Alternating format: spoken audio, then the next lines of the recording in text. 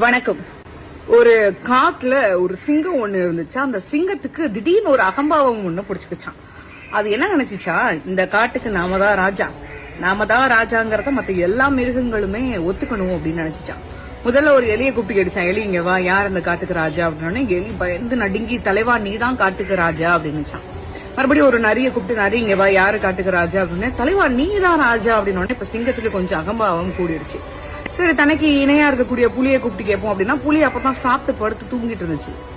எழுப்பி யாரு காட்டுக்கு ராஜா அப்படின்னு. இப்ப நானே இப்பதான் சாப்பிட்டு தூங்குறேன், நான் சண்டை போற மூட்ல எல்லாம் இல்ல, நீ தான் காட்டுக்கு ராஜா அப்படின்னு. இப்ப சிங்கத்துக்கு இன்னும் அகம்பாவம் அதிகமாச்சு.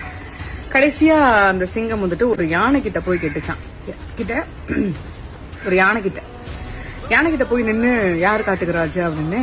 யானை பதில் எதுவும் பேசலையா, விலகி போகுது. இருந்தாலும் அந்த யானை தடுத்து நிறுத்தி முன்னாடி போய் நின்னு அந்த சிங்கம் கேட்டுச்சான், சொல்லு